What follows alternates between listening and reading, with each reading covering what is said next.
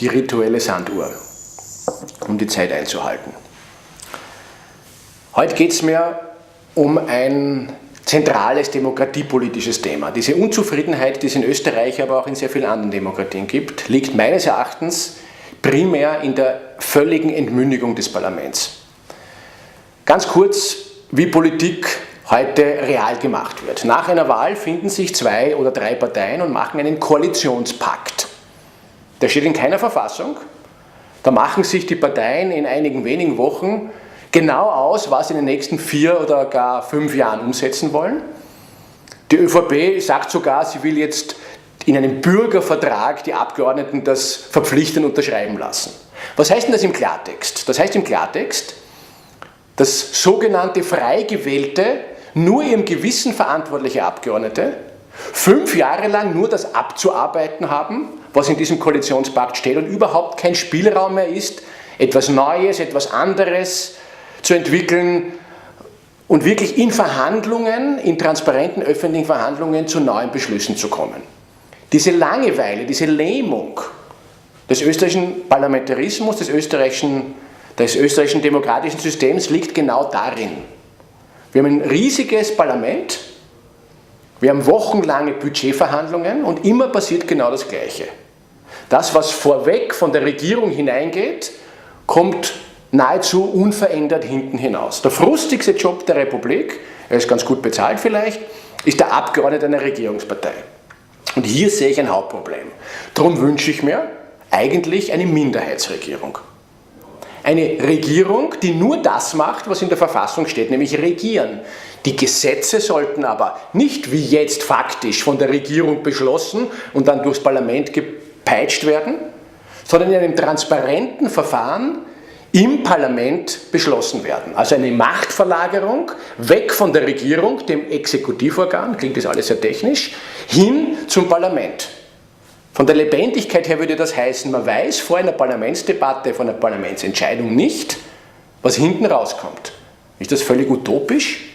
In den USA funktioniert das so. Da gibt es transparente Hearings, da gibt es Verhandlungen zwischen dem Präsidenten und den Häusern des Kongresses, da wird auch lobbyiert fest und am Schluss gibt es eine Entscheidung von frei gewählten Abgeordneten. Warum soll das in Österreich nicht funktionieren? Oft heißt es, das würde ja mehr Chaos, mehr Instabilität bringen. Minderheitsregierung, das riecht nach italienischen Verhältnissen und bei italienischen Verhältnissen denkt jeder an super Chaos. Also erstens, Österreichs Problem ist nicht das totale Chaos, sondern meines Erachtens die Erstarrung. Und anstatt nur nach Italien zu schauen, sollten wir nach Skandinavien schauen.